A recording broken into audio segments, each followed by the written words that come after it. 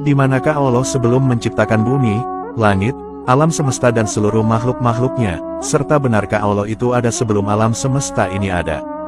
Dikisahkan, dahulu sebelum adanya alam semesta ini, zaman itu dinamakan zaman azali. Pada zaman ini, Allah belum menciptakan manusia atau bahkan makhluk lainnya. Dalam Islam, sebagian besar umat muslim mengenal istilah zaman azali sebagai masa di mana Allah belum menciptakan suatu hal apapun, baik itu makhluk hidup seperti manusia, hewan, atau bahkan jagat raya beserta isinya. Jadi secara ringkas, zaman azali merupakan masa ketika alam semesta dan seluruh isinya belum ada. Pada zaman azali belum ada angin, cahaya, kegelapan, arsy, langit, manusia, jin, malaikat, waktu, tempat dan arah. Maka hal ini berarti, bahwa Allah itu ada sebelum terciptanya tempat dan arah. Maka, Allah tidak membutuhkan kepada keduanya dan ia tidak berubah dari semula, yakni tetap ada tanpa tempat dan arah. Hal ini dikarenakan bahwa berubah adalah ciri dari sesuatu yang baru diciptakan atau makhluk. Allah itu sang kholik atau pencipta. Jika Allah itu diciptakan, maka beliau adalah makhluk dan bukan Tuhan. Maka dari itu, Allah itu adalah sang pencipta, dan bukan diciptakan. Allah subhanahu wa ta'ala itu ada dengan sendirinya, dan tidak ada yang mengadakan atau menciptakannya. Allah subhanahu wa ta'ala menciptakan alam semesta ini karena kehendak sendiri, berdiri sendiri, dan tanpa minta pertolongan siapapun. Oleh karena itu, Allah subhanahu wa ta'ala memiliki sifat wajib qiyamuhu binafsihi, yang artinya berdiri sendiri. Dahulu di zaman azali ini, Allah juga menetapkan segala ketentuan bagi manusia berupa kodo atau keputusan-keputusan Allah terhadap segala sesuatu. Penetapan kodo bagi manusia di zaman azali juga dijelaskan dalam hadis sahih yang artinya, Allah telah mencatat takdir setiap makhluk sebelum 50.000 tahun sebelum penciptaan langit dan bumi. Hadis riwayat Muslim. Dari hadis ini kita dapat menyimpulkan, bahwa Allah menetapkan kodo jauh sebelum manusia diciptakan, atau yang juga dikenal dengan zaman azali. Lalu, di manakah tempat Allah berada sebelum alam semesta ini diciptakan? Pertanyaan ini dahulu pernah ditanyakan kepada Nabi Muhammad. Dalam suatu hadits riwayat Imam Ahmad disebutkan, dari Waqi bin Udus, dari pamannya yaitu Abu Razin ia berkata, aku berkata, wahai Rasulullah, di manakah Tuhan kita yang maha mulia sebelum menciptakan makhluknya? Rasulullah bersabda, Allah berada di ama, di bawahnya tak ada udara, dan di atasnya tak ada udara, kemudian Allah menciptakan arsinya di atas air.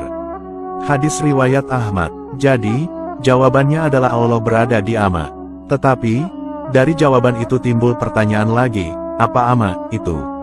Imam Al-Hafiz Ali Al-Qori dalam kitab Mirqatul Mafatih menjelaskan, bahwa maksud kata ama, di atas adalah sesuatu yang tak bisa diterima oleh imajinasi dan tak bisa digapai oleh akal dan pemahaman. Nabi menunjukkan ketiadaan tempat dengan sesuatu yang tak bisa dimengerti dan diimajinasikan.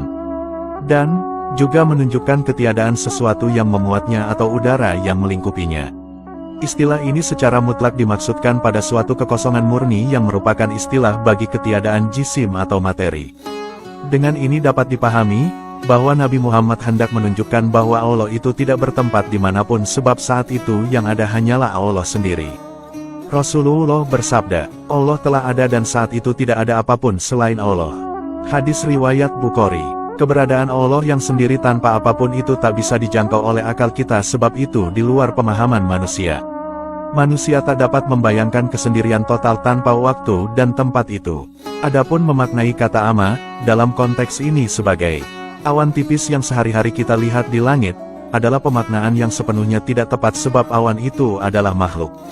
Memang betul bahwa kata ama, dalam percakapan sehari-hari adalah awan tipis. Namun, jelas bukan itu yang dimaksud oleh Nabi Muhammad dalam konteks ini. Tentunya, hanya Allah lah yang maha mengetahui peristiwa yang sebenarnya. Imam Syafi'i menjelaskan, bahwa tiada tempat bagi zat Allah. Allah itu ada tanpa arah dan tempat, inilah hakikat akidah para ulama salaf. Beliau juga menolak akidah kaum Mujassimah atau orang-orang yang menjisimkan Allah, dan juga menolak kaum musyabihah atau orang-orang yang menyerupakan Allah dengan makhluknya, di mana mereka menduga bahwa arsy adalah tempat persemayaman Tuhan. Padahal, arsy juga termasuk makhluk Allah yang baru ada ketika diciptakan oleh Allah. Lagi pula, Sifat-sifat kesempurnaan Allah telah ada sebelum adanya arsy dan segala makhluk lainnya. Allah menciptakan makhluknya atau tidak, ketuhanannya sudah meniscayakan adanya kesempurnaan, karena kalau tidak sempurna, tidak mungkin kita meyakini Allah itu sebagai Tuhan kita. Artinya, kesempurnaan Tuhan itu bukan sesuatu yang datang dari luar, sehingga Tuhan baru dikatakan sempurna kalau alam ada dengan adanya Tuhan. Alam semesta ada atau tidak ada, Allah tetap sempurna dengan seluruh kesempurnaan sifat yang dimilikinya. Di antara kesempurnaannya, Allah tidak berada dalam waktu dan tidak terikat dengan ikatan waktu. Hal ini karena beliau tidak berwaktu. Wallahu a'lamu bishawab.